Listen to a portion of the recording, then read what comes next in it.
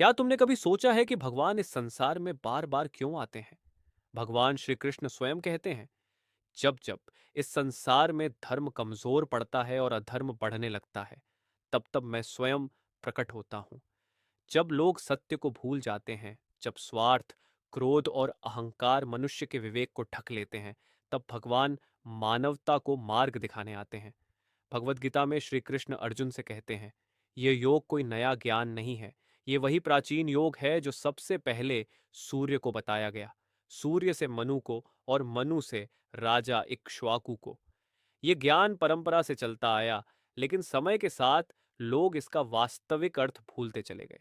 इसीलिए श्री कृष्ण कहते हैं, आज मैंने वही पुरातन योग तुम्हें फिर से बताया है, क्योंकि तुम मेरे भक्त हो और मेरे प्रिय सखा हो। अर्जुन आश्चर्य से पूछते हैं, आपका जन्म तो हाल का है, फिर आप कैसे कह सकते हैं कि आपने यह ज्ञान सूर्य को दिया था? तब श्री कृष्ण उत्तर देते हैं, हे अर्जुन, मेरे और तुम्हारे अनेक जन्म हो चुके हैं। तुम उन्हें नहीं जानते, लेकिन मैं सब जानता हूं।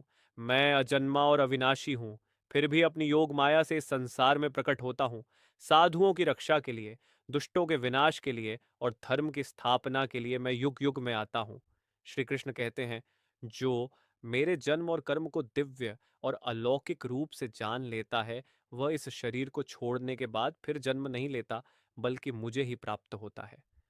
भगवान ये भी कहते हैं, जो मनुष्य मुझे जिस भावना से भजता है, मैं उसे उसी भावना से स्वीकार करता हूं। हर मनुष्य चाहे अनजाने में ही सही, मेरे ही मार्ग पर चल रहा है। कर्म करना मनुष्य का धर्म है, लेकिन कर्म के फल से आसक्ति बंधन बन जाती है। जो व्यक्ति कर्म करता है लेकिन फल की इच्छा छोड़ देता है, वही वास्तव में मुक्त होता है। यही भगवत गीता का सार है। कर्तव्य करो, लेकिन अहंकार और आसक्ति छोड़कर।